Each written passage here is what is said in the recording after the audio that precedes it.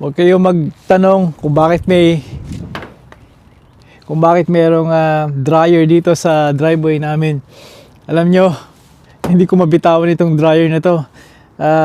Nung kapanahunan ng kalakasan pa ng Sears noon, ay nakuha namin to sa Sears. Sa mga nasa North America, alam niyo siguro ang Sears na hindi katagalan nag-file ng bankruptcy, di ba?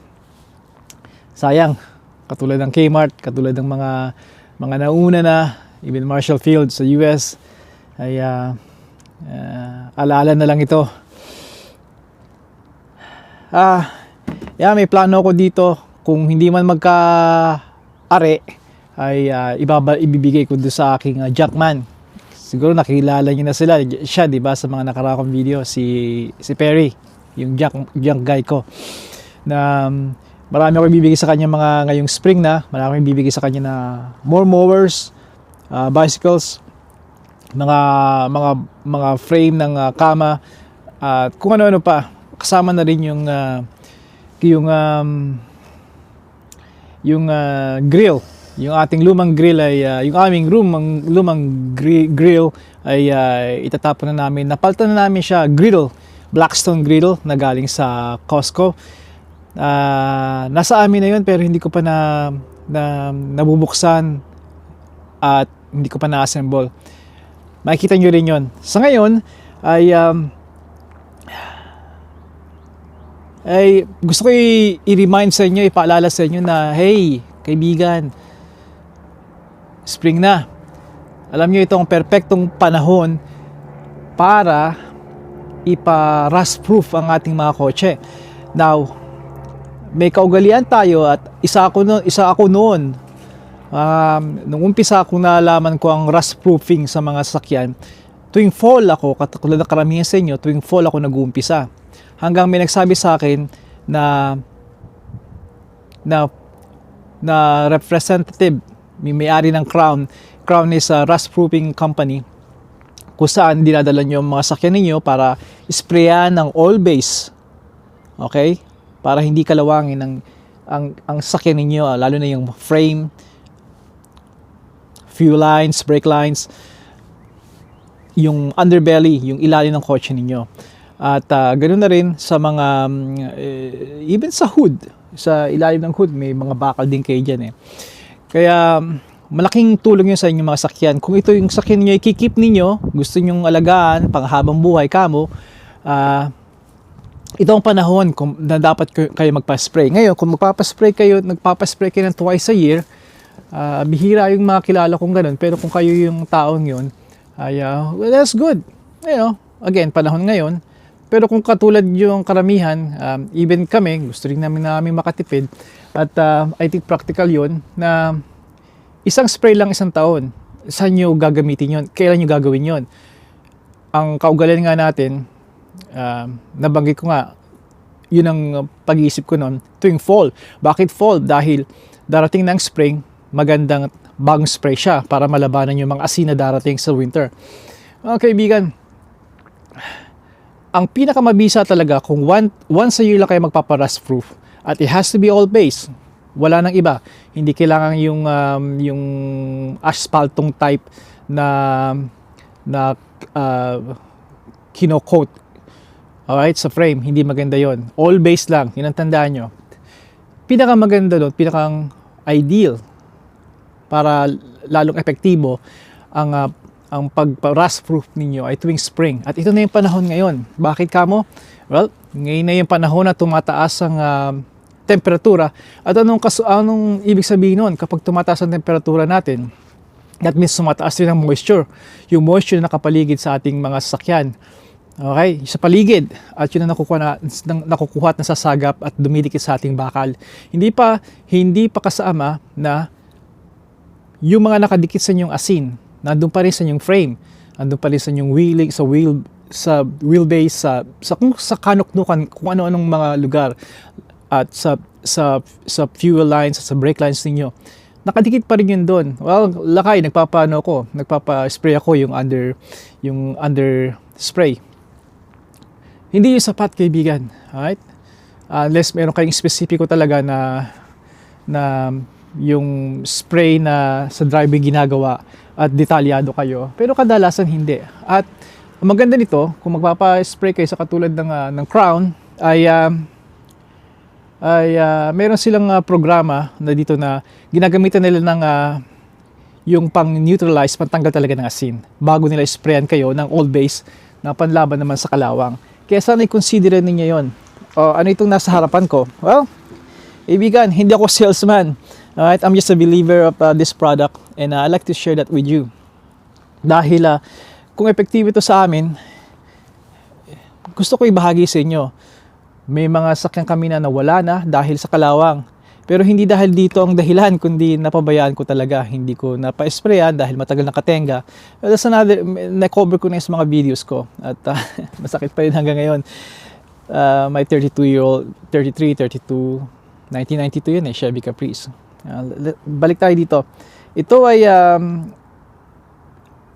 Crown ay pupunta lang kayo sa mga, just type Crown, K-R-O-W-N, sabihin niyo yung vehicle niyo at i-schedule kayo at yun lang, dadalhin yung sakyan niyo doon, spray nila ng pantanggal ng asin, okay? Sunod doon ay hugasan din sila siyempre yung sakyan ninyo. Tapos noon, yung final noon, yung spray nga na all base. At napakaganda noon. Maglalas yun buong taon. Alright? Kaya yun ang pinaka-epektibo, yung spring. Minsan may promo sila na ibabacuum pa na yung loob nilang sakyan niya. Pero sa akin hindi na importante yon. Lalo pat kayo kinikip niyong maayos yung sakyan ninyo. Pero kung ino-offer yun, why not, diba? Meron din silang ino-offer na kung kayo miyembro ng mga, ipakita nyo lang yung insurance. Kung miyembro ka ng CAA, makakatulong yun. Bibigyan kayo ng discount. At kung may paradalhan pa nga kayo, kung regular na kayo, kung umpisa pa lang, that's fine. Pero gusto maging regular kayo, papadala kayo ng sulat. At ang sulat na ito ay bibigyan kayo ng another discount. 10% here, 5% there. Diba? Kaya anong average? Ang average yung sedan size na kotse ay naglalaro ng $150, $160, which is decent lang yun. Maaaring tumaas sa ibang lugar, alright, lalo pa ngayon, bagong taon, pero hindi kalabisan. Tama pa rin yung presyo na yun. At syempre, kung malaki yung sakyan ninyo, papalo ng mahigit 200, let's say full size SUV or pickup truck, di ba? So, reasonable naman yung mga ina-ask nilang yon. Kaya, plus yung mga discount makakatulong. Kaya, ito pa, sinasamantala ko, pag pupunta ako doon, bumibili ako nito. Ito ay spray na kapag nagtatanggal ako pag nagkakalikot ako ng sasakyan, or even kayo, kung hindi kayo nag-aayos ng sasakyan nyo, nagpukumpuni, that's fine. Pero kung makikita ninyo, pwede nyong pumunta kayo sa ilalim ng kotse, you don't have to jack it up, yung arm length nyo. Just spray kung ano yung makita nyo mga kalawang, even sa under the hood. Maganda to, alright? Isang box lagi ang kinukuha ko, minsan 2 box, minsan 3 box. Bukod pa doon, na-spray na yung lakay, bakit bibili ka pa nito? Maganda nga ito dahil yung spot kung may nakita kayong kalawang pa, napasprayan ko na magkakalawang pa, well, hindi may iwasan yun. At ito yung preventative ang ginagawa natin. At hindi nyo alam, isang kaibigan nyo, kamag-anak nyo na hindi pa nagpapaspray, pwede nyo spray ito. Isa pa, pwede ito sa mga ibang hindi lang sa kotse. Pwede ito sa mga lawn mowers ninyo at maybe snow blowers o maybe yung bakal na mga upuan, lamesa, pwede rin ito. Kaya binibili ko to dahil ang isa nito ay nasa 15 pataas. Kung bibili mo ng individually. Pero kung bibili ka nandun ka na, bibili ka ng isang kahon, ang isang kahon ay isang dosena, ay nakatipid. Nabili ko to ng under $100 sa isang dosena. Napakaganda ng deal na yon. Kaya isa pa maganda ito sa mga elektrisidad. Minsan ito yung spray ko sa cable ng battery ng kotse ninyo at mga elektrisidad. Although hindi lagi dahil may iba pa akong dielectric grease na maganda rin sa mga elektrisidad na connections sa kotse. Kaya it's just nice to have these cans. Alam ko na anytime na may kailangan kong sprayan, nandito sila at maasahan to. Kaya yung kaibigan, another isang suggestion lang, isang suggestion lang sa inyo, na mungkahi na makakatulong talaga kung hikip nyo sa kinyo. Kung balak nyo ibenta ang sa kinyo a year from now, 2 years, 3 years from now, then maaaring hindi nyo kailangan to. Or maaari din na idagdag nyo ito sa anusyo, sa karagdagang